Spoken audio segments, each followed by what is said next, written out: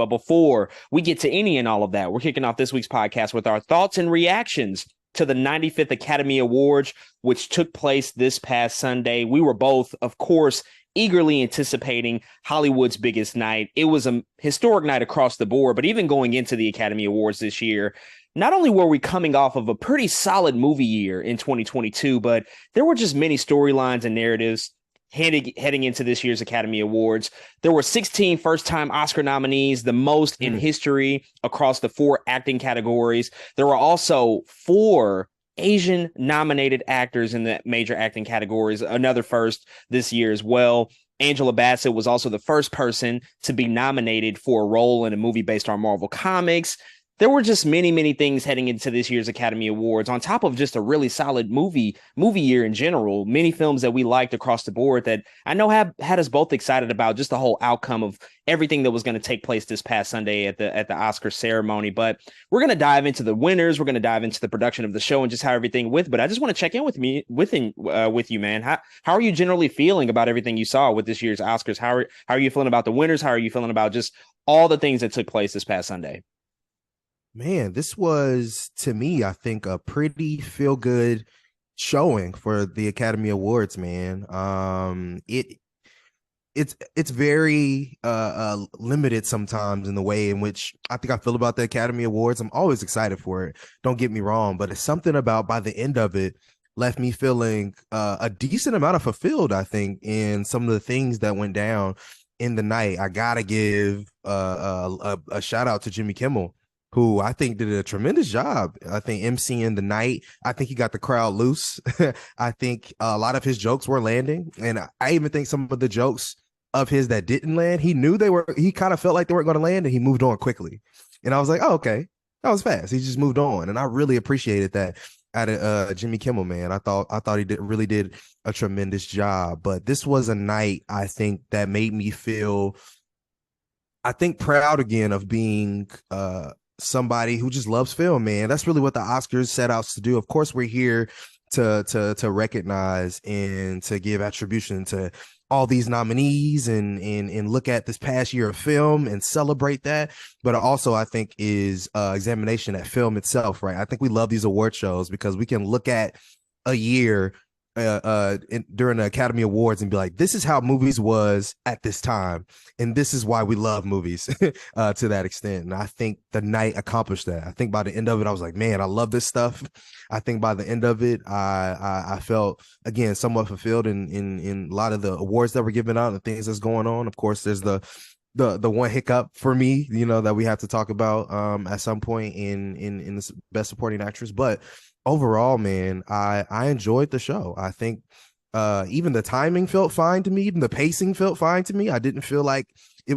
I normally feel like, dang, the show is too long. For some reason, it was something about yesterday. I was like, I'm okay.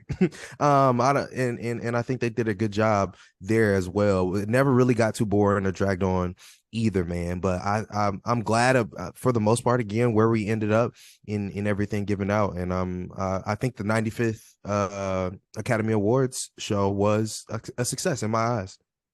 Yeah, certainly after watching the whole ceremony this past Sunday, it was just a testament to the fact that this is still one of my favorite things to watch on TV every single year. It's still one of those things that gets me emotional. I've been watching the Oscars since I was just a small young boy, and it's been something that I've regularly been attuned to doing. And of course, over these past few years, becoming even more invested into what the show is going to look like, what the winners are going to be. And I think across the board, there were a lot of things that turned out to be as expected, but that's not always a bad thing. Sometimes, the things that you expect going into certain ceremonies and certain particular years can actually be a positive thing. And I think in the case of this year, we saw Everything Everywhere All at Once absolutely just come in and dominate like no other film really has in the history of the Oscars. But even beyond that, there were just many things that made me feel positive just about the direction of where the show is heading, but also still some questionable things and some things that we'll talk about in our rundown and breakdown here. But overall, I think for the most part, it kind of was a year to get back on the straight and narrow, to get things back to a place of normalcy as much as possible,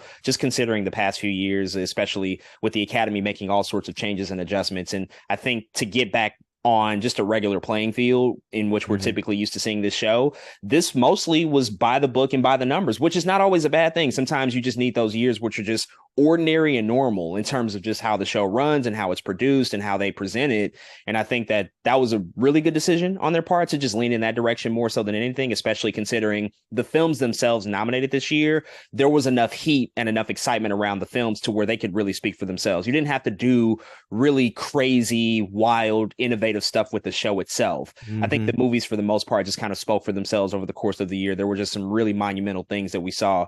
You spoke a lot about the production already, but I do want to kind of circle back to that. You know, the past couple of years, the Oscars have taken a few chances. Last year, the show was produced by Will Packer. The year before that, it was produced by Steven Soderbergh. So these are like TV and film producers coming in to produce the show.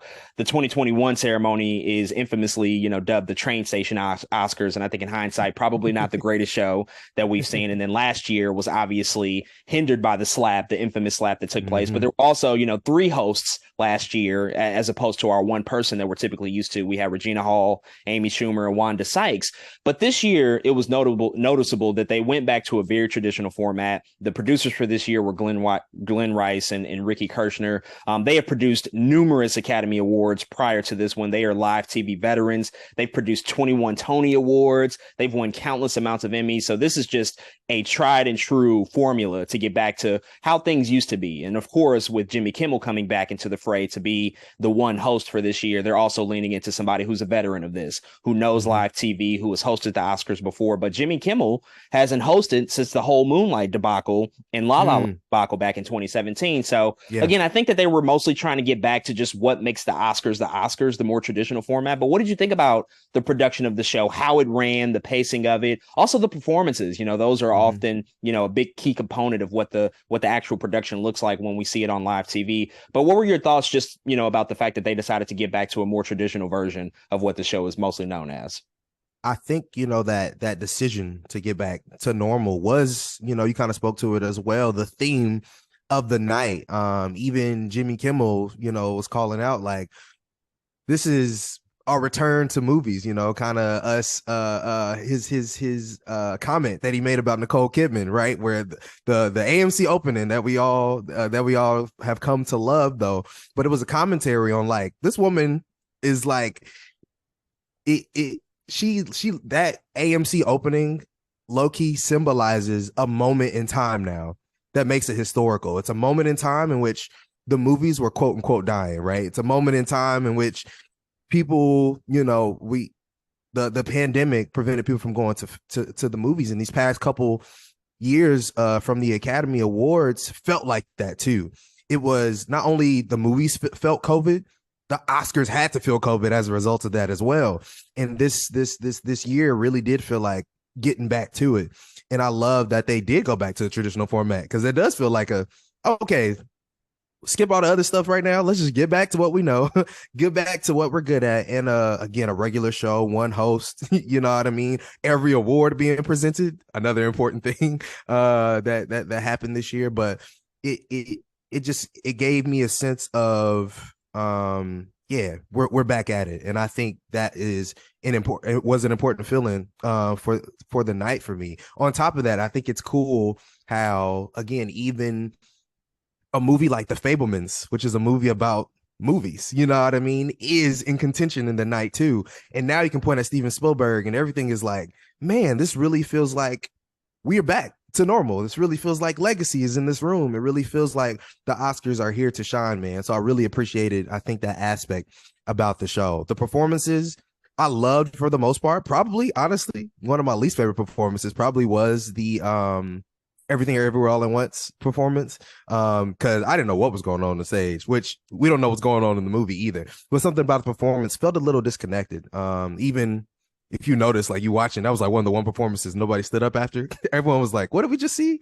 Kind of type thing. That was probably my least favorite. But I think I really love the Not To. I really love Rihanna's performance. I think she killed it. I thought she sounded amazing. The fact that she can sound like that still with just live in general is amazing. She's having a tremendous couple months first the Super Bowl and now here she's really returning to form, even as she continues to go through a new pregnancy. I really love that for her. I think she's killing it. Again, the pacing of the show felt good. A lot of the jokes were landing, man. These past couple of years of the Academy Awards, as much as I love hosts and I love the people that they choose as hosts, there's a lot of jokes that just don't land or that feel like they're distasteful or they feel like they didn't belong there. Something about this year, something about the material that Jimmy Kimmel either created or was handed just felt right. And it felt like it was meant, I don't know, to be in the show in those ways. So I think he did fine. I appreciate everything he brought to the table. Yeah, man. I think it was a decent show overall. I really like the feeling that we got with this award show. Yeah, even the past 2 years, COVID necessitated some changes, but I think that there was also just a panic because ratings were rapidly dropping year to year. Mm-hmm. And so I think the producers, ABC and the Academy, they were like, we have to figure something out. We have to do something different. And last year they had that ridiculous fan voting category that was in there. You had the Snyderverse bots take over, and all of a sudden Ezra Miller's Flash moment is like the winner of like the best fan moment.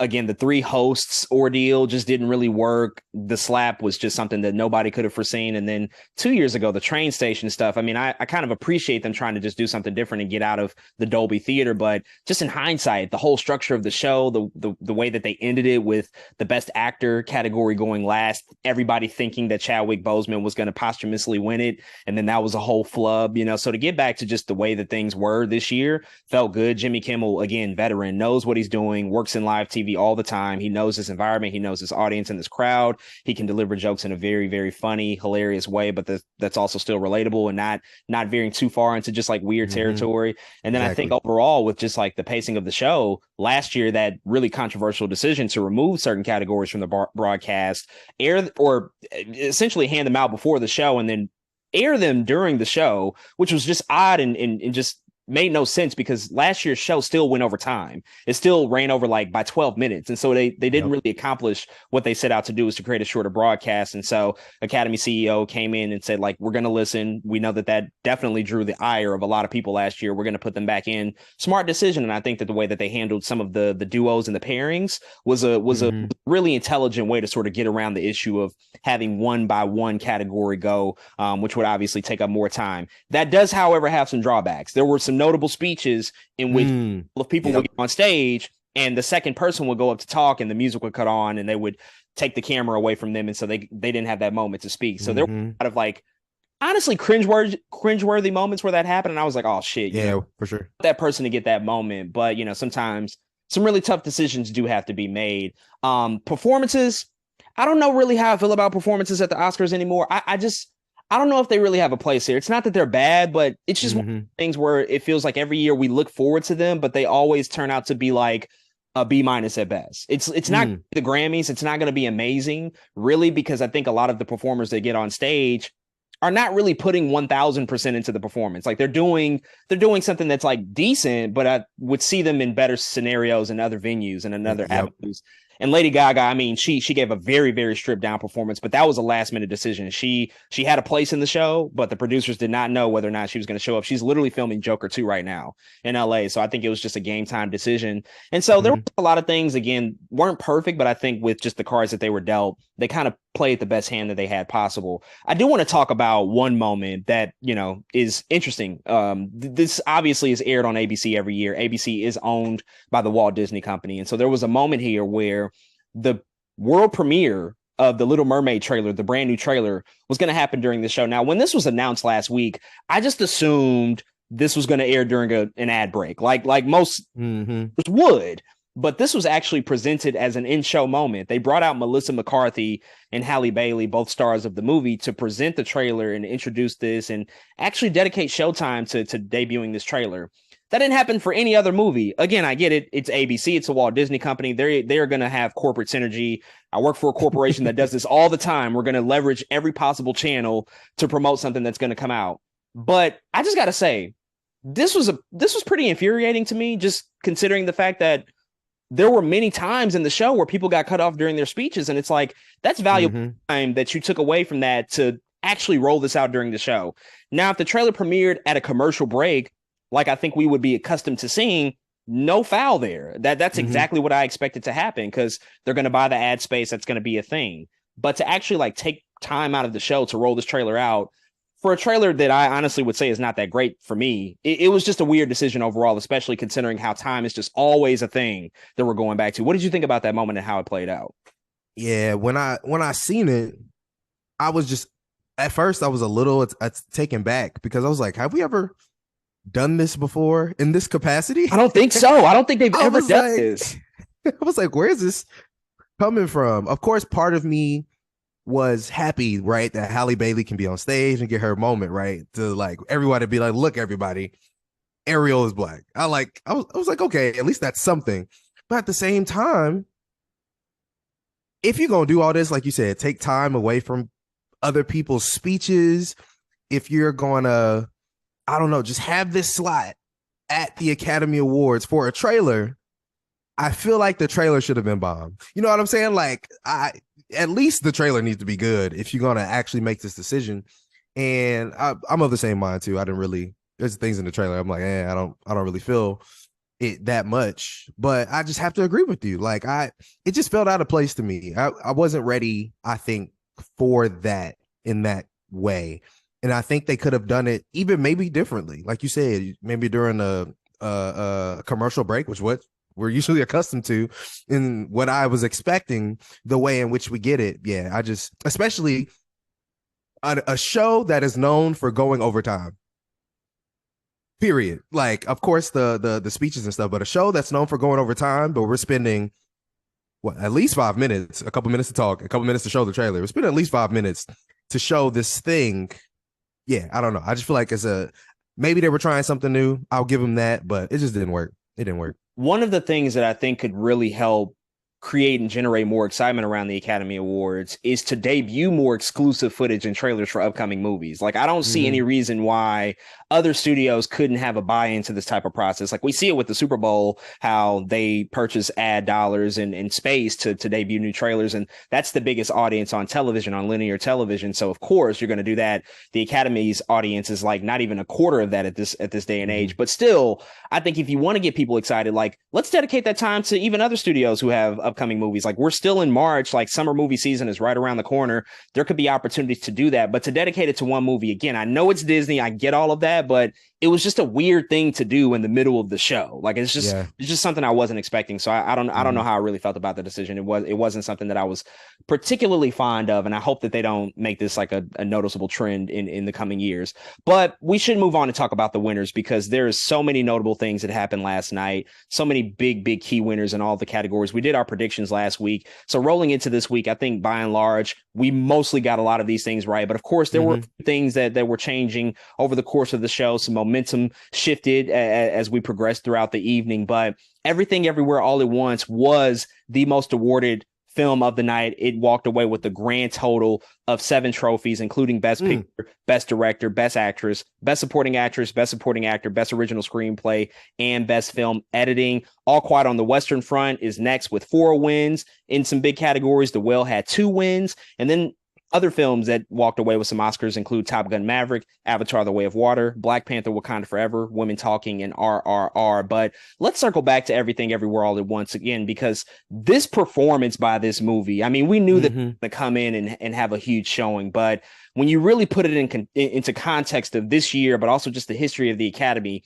it's just extremely unprecedented what we saw at this movie last night. It's the most awarded Best Picture winner since Slumdog Millionaire all the way back in 2009. But what's noticeably different between Slumdog Millionaire and Everything Everywhere All at Once, Slumdog Millionaire won no acting awards because it wasn't nominated for any acting awards. And so all of its stuff that it's won was mostly below the line categories. Lord of the Rings: Return of the King, very similar situation back in 2004. Went 11 for 11, but there were no acting nominations in that.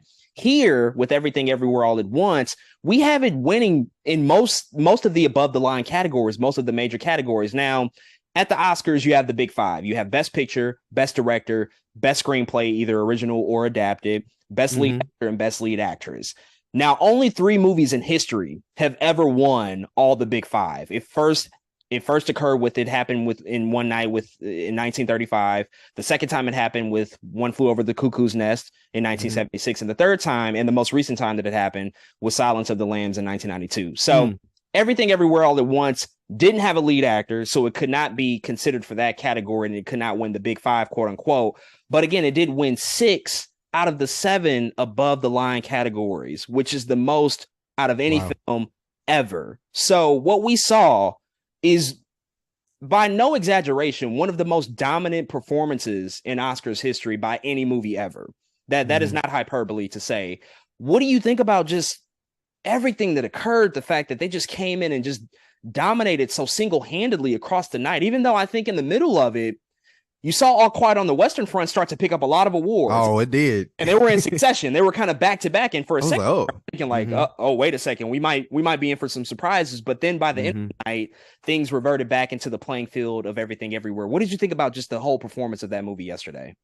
Man, what a time. What a time. What a time to, I think, celebrate everything everywhere all at once, man. This is such a momentous time in history. It really is. You just said it, all the reasons why this film should be celebrated, man. This has never been done, I think, before, especially not a movie of this caliber. I think that's the other thing that's so interesting. This movie is very different from One That Flew Over the Cuckoo's Nest. You know what I'm saying? This movie is very different from those other films where it's almost like the history presented itself in the Academy was like, we can't ignore this. You know what I'm saying? It's almost like it had to happen in some ways. The energy, man, of this film was just so grandiose and so strong coming into this award show that I think what's very interesting about Everything Everywhere All at Once is, as much as we all wanted this film to perform well,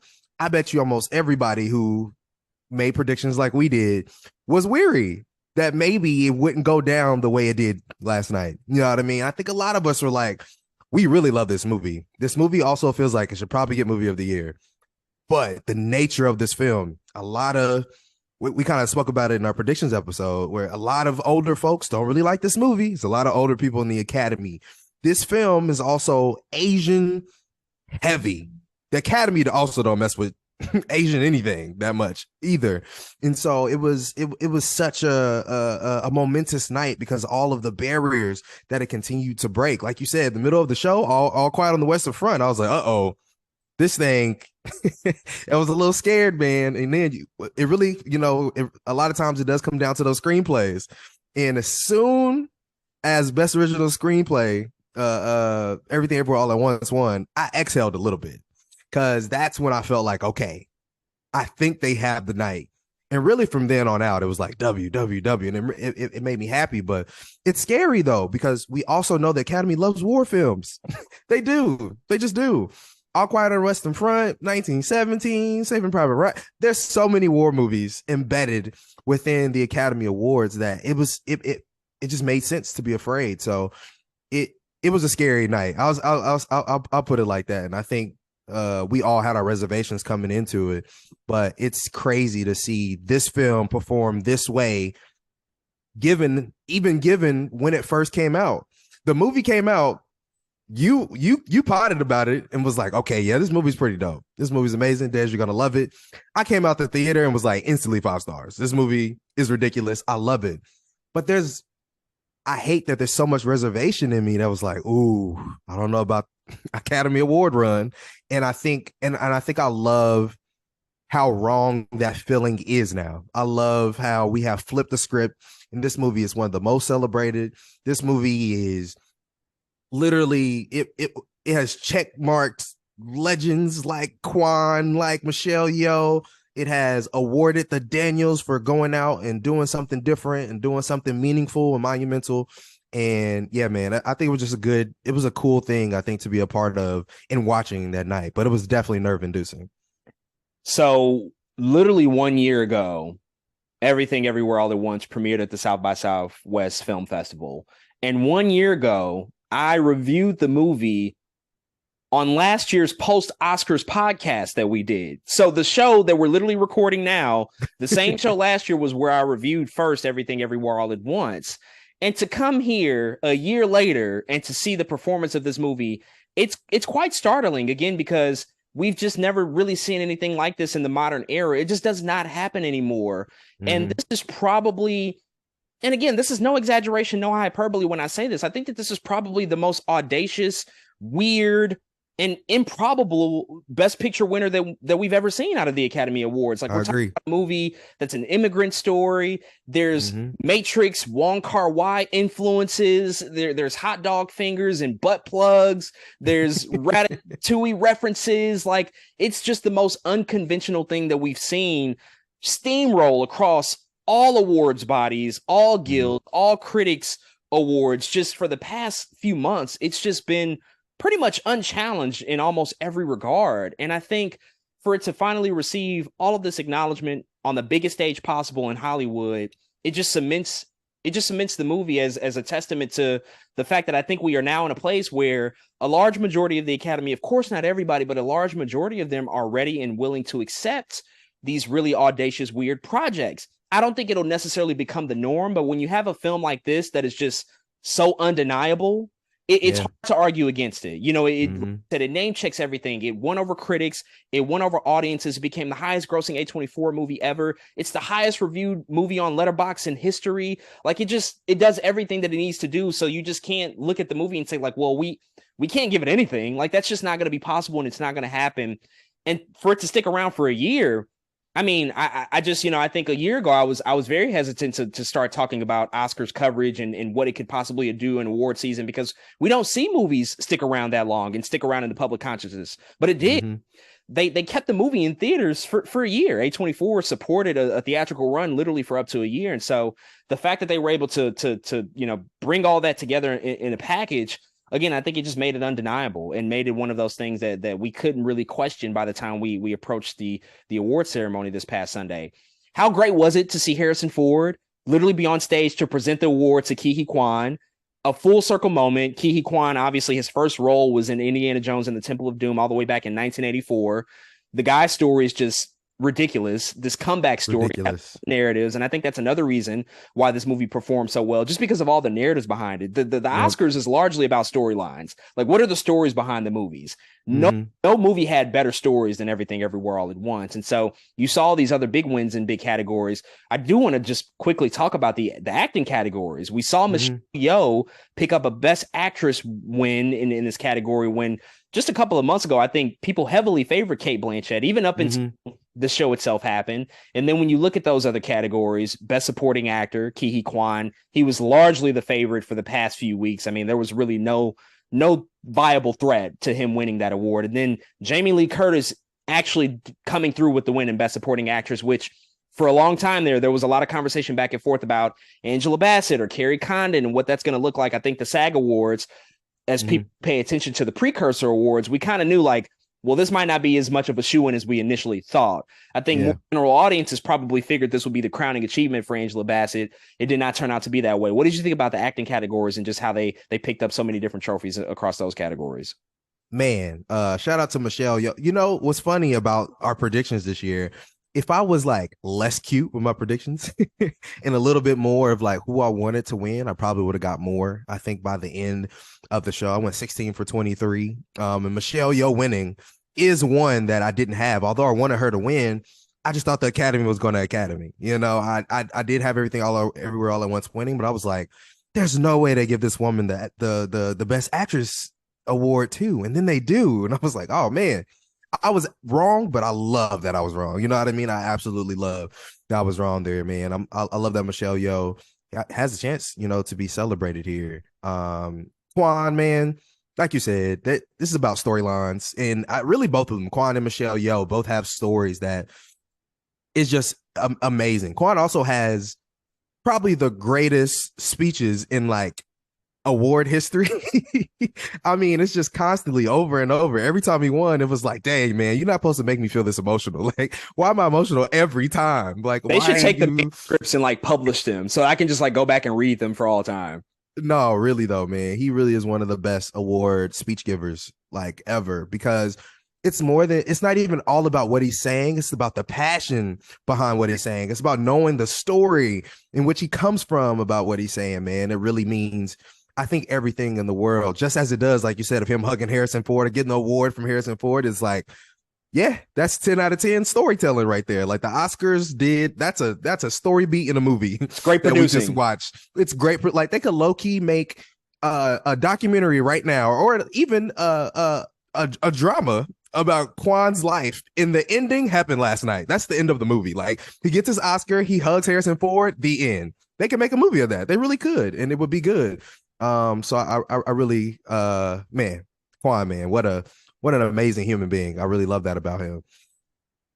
Woo, I have a lot to say, of course, about this best supporting You know actress what? win. Before you do, because we should talk about that. We We got to talk about it. talk about that. I just want to quickly just mention Michelle Yeoh. So what was amazing about that moment to see her win was the fact that Halle Berry was there to present the award to her best actor, Mm-hmm. which they were always going to have to find somebody else to do it because Will Smith could not come back this year. The tradition typically is to have last year's winners present this year's winners, but in the opposite gender category. So Will Smith would have presented best actor or best actress, excuse me, but he's obviously banned. They brought back Halle Berry, which again, great producing to take really the only other woman of color to ever win in this category to present it to the winner of color.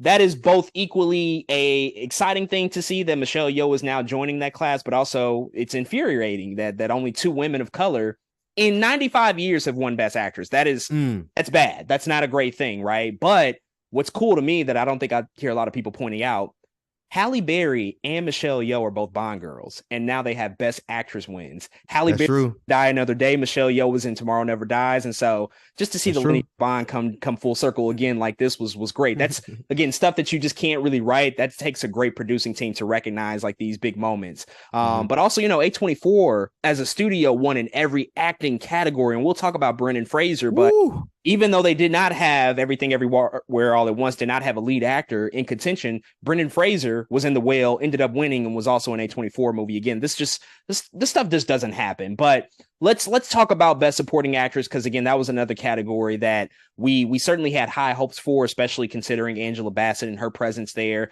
The fact that she has been snubbed in the past before and was up in contention for Best Actress for What's Love Got to Do with It, famously did not win that award that year. And coming into this award season, I think the narrative for the first couple of months, especially after the Golden Globes, was like, well, wait a second. Angela Bassett has a lot of momentum. This really might be her achievement. It feels like it's time. She's had a 30-plus year career.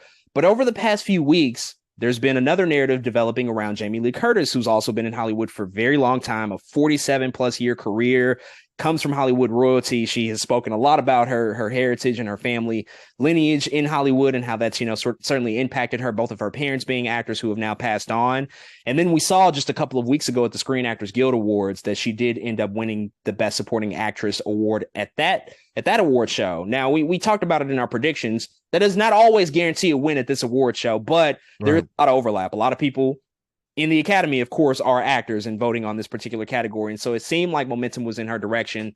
And ultimately, she did walk away with it. But, just thinking about that and also thinking about all the other people in the category, Carrie Condon, Stephanie Hsu, what do you think about the fact Jamie Lee Curtis ended up walking away with the trophy last night? First and foremost, I love Jamie Lee Curtis. I just what a tremendous, I think, talent. And she is one of like those low-key unproblematic white women that like white people mess with. You know what I mean? It's like Freaky Friday. We all like for some reason we really like Freaky Friday. Of course, the Halloween film. Something also interesting about Jamie Lee Curtis was she is a woman who has been typecast, for the most part. She was known as a scream queen for so long. And I think she's even talked about this, but that even that has hindered, I think, the roles in which she's been given in recent years, right? And so even the fact that she took a chance on a small film with the Daniels in something like Everything Everywhere All at Once, I think she should be commended for. And congratulations to her. I have nothing against her at all. That being said, she would have been like my fourth pick in the category, which is one of my first like gripes with it. Just the merit of it. Of course, we know we talked about it. This show isn't all about merit, but in that, she, to me, didn't have enough to do with Everything Everywhere All at Once to warrant this award. She just didn't. Like, Stephanie Hsu did more than her. Shoot. I even like Hong Shao's performance, I think, better. And she meant more to the movie in The Well than Jamie Lee Curtis meant to Everything Everywhere All at Once. And I think by the same token that we always talk about makeup calls and things like that, I love that she got an award. I do, because this is like one of those things where like she is Hollywood royalty. She is just a really good actress. She has been in a lot of movies that we love, or a lot of genre films that we love. But it also, I don't know, the night felt weird when she won, because it definitely felt like we know the precursor awards, it means something coming into this. And it really felt like that SGA turned things. It really did feel like, or that's the SGA, that SAG award turned things a little bit in what the narrative could have been. And I think when it comes to mainly the Black population, right, there were other people who were rooting for Angela Bassett to win this award. I think there is a right to at least be sad, right? People are like, oh, well, Angela Bassett should have at least clapped when she won the Angela Bassett. These are the Oscars, right? And I think when you talk about the Oscars, other awards are fine, right? But when you die and when you're no longer here on the earth, your legacy, they don't talk about, oh man, that guy won 10 Golden Globes. They don't say that. They say, no, he won 3 Oscars. And that's what made him great. And I think, coming into this, a lot of us, again, from what I've seen, again, Black population, a lot of us were rooting for Angela Bassett because, one, she had already been passed up once. That happened once. She probably should have won for What's Love Got to Do with It. When you really look at that, right? Not only that, but there's another part to it that people don't talk about. After she was nominated for that, it took her a long time to get a role in which she could live up to the caliber to get nominated again. Does that make sense? For a very long time. The same thing actually happened to Halle Berry. After she won Monsters Ball, there was a long period of time nobody was giving Halle Berry any work. After Monsters Ball, she gets Catwoman. That's the thing that she gets. And it's because it's like this thing that happens where it just feels like Black women, after they get nominated, now they're in like this bubble where you can't put them in anything, or at least they're not getting the work that they deserve in order to get back. They don't get the chance to get back to the Oscars because they're not getting that work. There's a reason Meryl Streep, Charlize Theron, Kate Blanchett, all these people, Kate Blanchett, there's a reason all these white women are just out here at the Oscars all the time, because they're getting the job. Halle Berry not getting the job. Angela Bassett not getting the job. And now it feels like how Angela Bassett finally got that opportunity.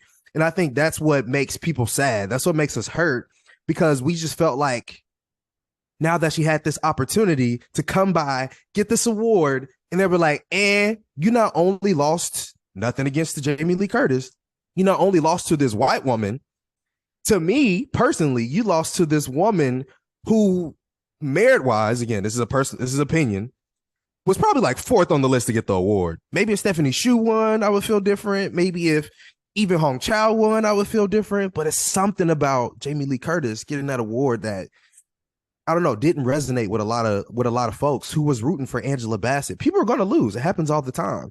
But for it to happen again and in this way, and my last point is, what makes me afraid is knowing history the way it goes, knowing that this is only the second time people, a lot of Black women don't get nominated for this award.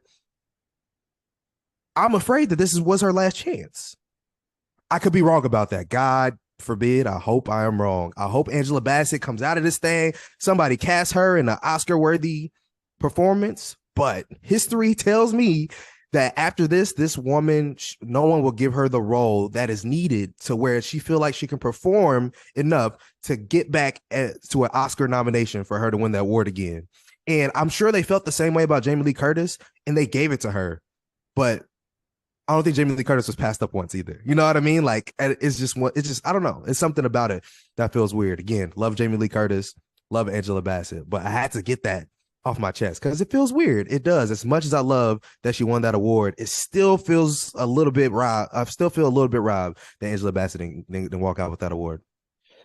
Yeah, there's a lot you said that I agree with, and I think in particular, as it relates to Jamie Lee Curtis, I feel the exact same. I've always enjoyed Jamie Lee Curtis. She's one of the first actresses that I've actively known, and she's been a part of the Halloween franchise, and the original Halloween is one of the most one of the films that I've rewatched the most out of anything ever. You know, so I've been following her for just an incredibly long time. It's great to see her finally get that acknowledgement, but the Academy's lack of acknowledgement for her throughout her entire career has now come back to bite somebody else in the ass, you know, at the same time. And I think with Angela Bassett, we have a case of, and I've been seeing this conversation bubble up across the internet, different pundits and people that are very connected to the situation. And I actually believe that it's a thing.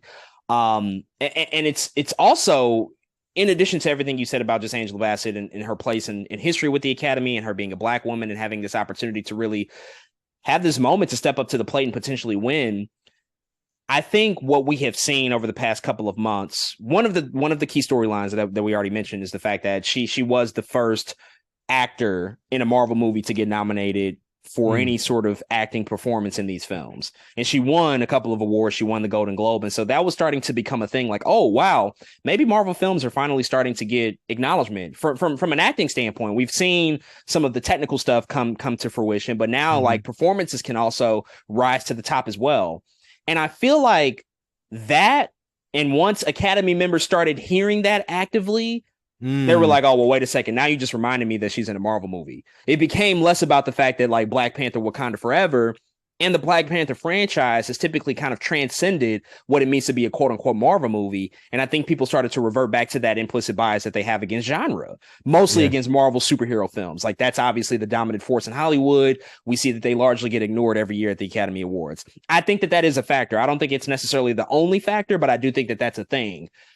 Also, and this is even more troubling, but it should be stated, the lack of presence that we saw in the Best Actress category, a separate category, out of Viola Davis and Danielle Deadwyler, and the fact that created so much conversation. There was so much heat around that with the whole Andrea Riseborough thing. Again, that's a different category.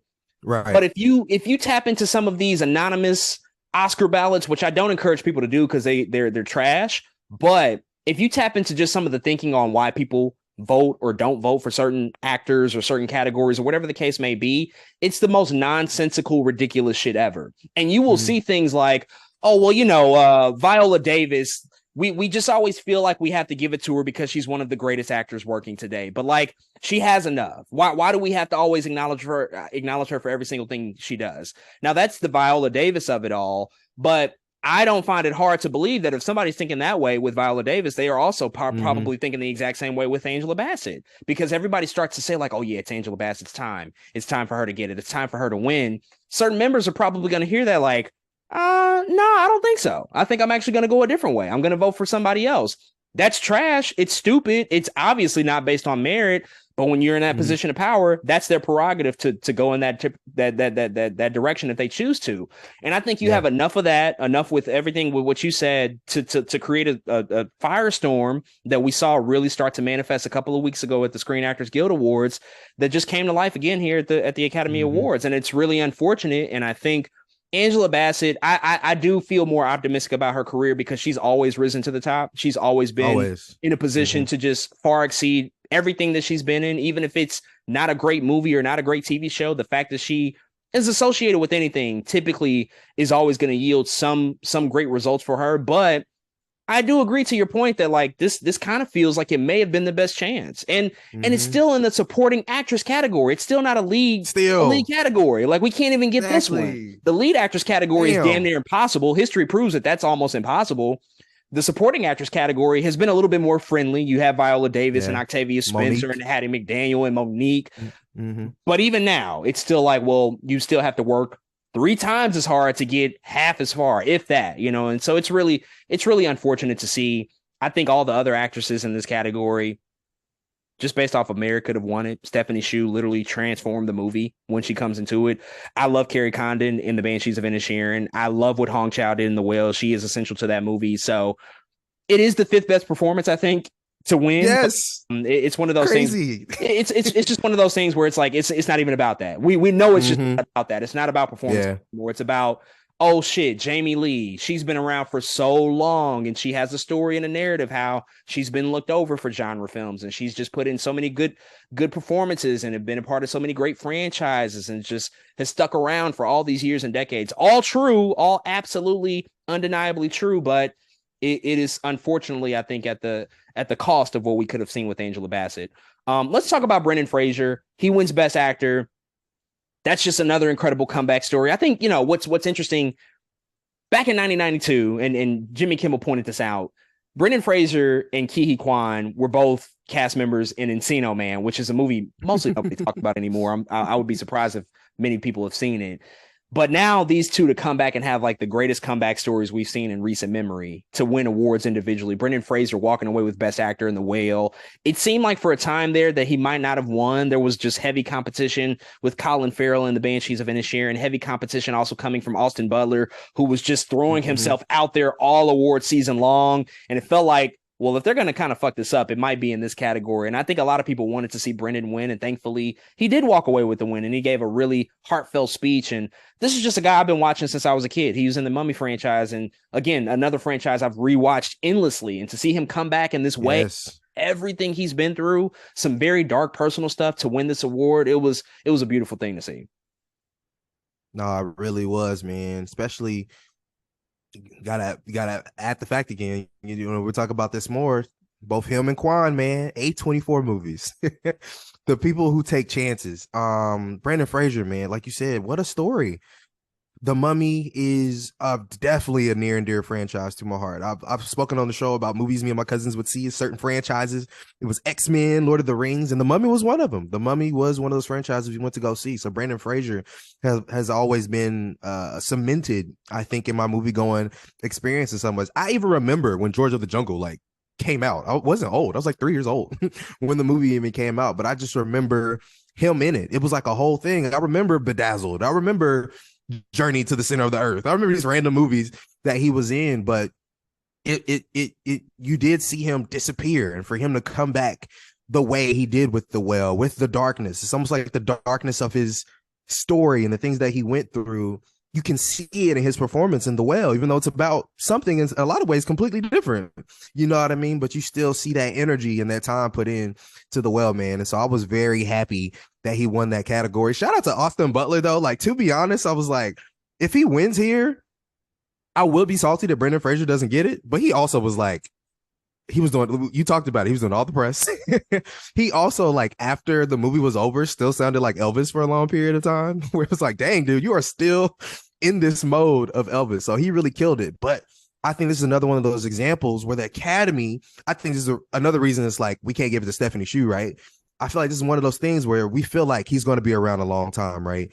I think people recognize Austin Butler is talented. Austin Butler is, I think he's going to end up being like one of those like good actors that's a heartthrob, almost like Brad Pitt, how we always say he's like a really good actor in a movie star body. I think Austin Butler is going to follow that exact same kind of I think theme when it comes to his career. So shout out to him too. But man, I'm very proud of Brendan Fraser. It's again, it's not just a story for him, it's also a story for us. Like you said, people who we've watched The Mummy numerous times and we grew up with him. So it was a feel good moment for sure too. And he also cried. I was like, dang man, stop it. Everybody stop crying. It's too much going on. But no, man, it was good. It was good to see. Yeah, I mean, I think it's easy to assume that a lot of these actors have an incredibly easy life and just enormous amounts of money. That's not always true. Ke Huy Quan got up there and talked about the fact that just 3 years ago, he didn't have health insurance. And now here he is, and he's getting roles and actively working again after just being away from Hollywood for so long. And he had to use an Americanized version of his name, and now he's actually using his real birth name, to get himself cast in things. Brendan Fraser, again, I would encourage people to research just the things that he's been through. It's unfortunate and terrible stuff, just what he's had to endure. But in addition to that, just the physical toll his body has taken. He's accumulated a lot of injuries over his career because of the Mummy franchise and how that prohibited him from working for a long time. But now to come back and be a dramatic, hefty actor, to be recognized in this way it's a great thing to see. A couple of quick things I do want to touch on before we wrap up here. Just other notable winners throughout the night. We saw Top Gun Maverick win Best Sound. Avatar: The Way of Visual Effects, surprise there. Women Talking, Best Adapted Screenplay for Sarah Polley. RRR won Best Original Song for Natu Natu. We also saw Black Panther: Wakanda Forever make history once again, winning Best Costume Design. Ruthie Carter is the first Black woman in history to win 2 Oscars in any category. It doesn't matter what we're talking about. Effects, costumes, acting, directing.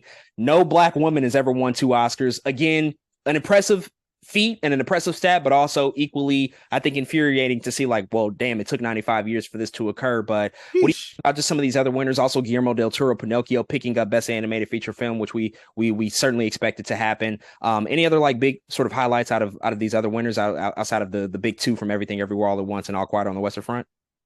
Man, not really. Some of these were, I don't know, we just had a feeling these would play out. I will say one of the weird, I don't know if it's a snub, but Babylon was shut out completely and Elvis was shut out completely.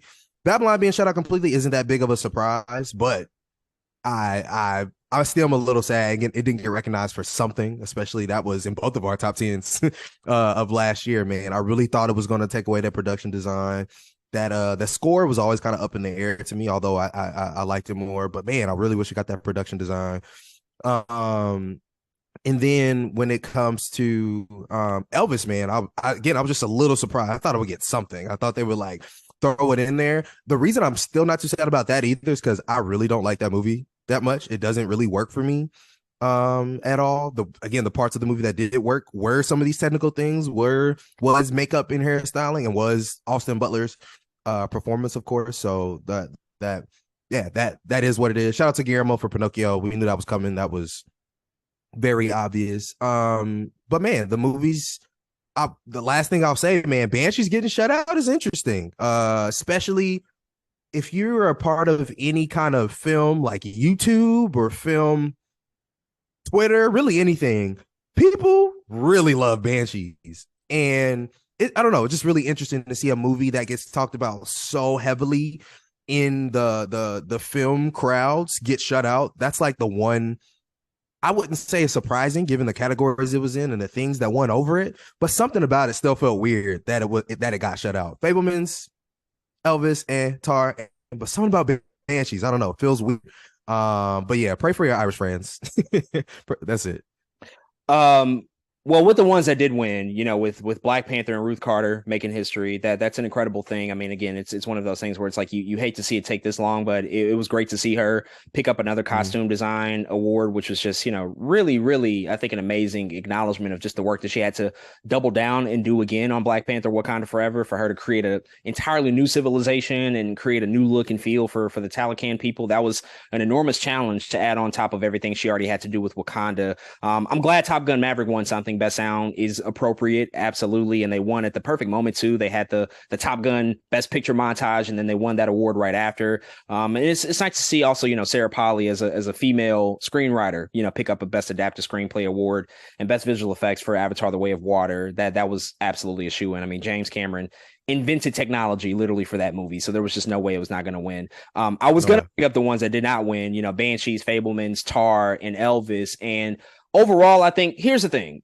These are all movies except Elvis that I really, really like. And Tar is actually like, it's a feat. But the problem in the issue is when you get a movie like Everything Everywhere All at Once, and also, to somewhat of a smaller degree, All Quiet on the Western Front, when they win so many awards, when they are so dominant, that just means that less movies are going to win. So you have a situation with the Banshees of Inisherin, one of my top 10s of 2022. It gets shut out. Tar, which, listen, I think I'm so happy Michelle Yeoh won. I'm over the moon. Cate Blanchett, she has her too. She won first for basically doing a Katharine Hepburn impersonation in The Aviator. Still good, but it was really an impersonation. She won again for Blue Jasmine, a movie I really, really like, but nobody really talks about anymore, and that's where she got her best actress. True.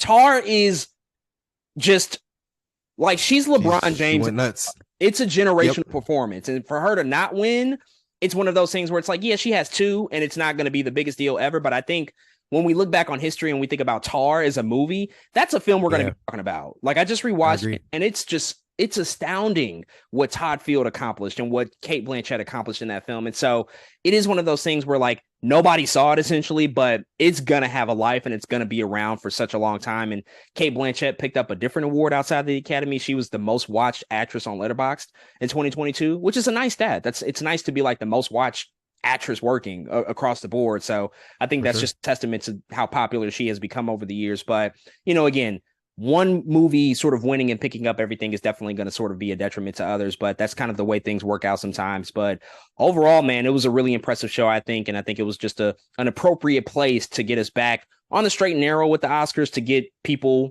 feeling a bit comfortable with the show again, especially after 2 very controversial years. I think they kind of needed a sort of right the ship and get things back in a place where people are just like, yeah, this is the Oscars. This is what it is. We're not going to do too many surprises here. We're going to mostly, sort of stick to the formula and get back to the way things have typically been done. But folks, those are all of our thoughts on the 95th Academy Awards. If you've checked out the award show, if you checked out the winners or the performances or just anything else involving the show, definitely hit us up and let us know what you think.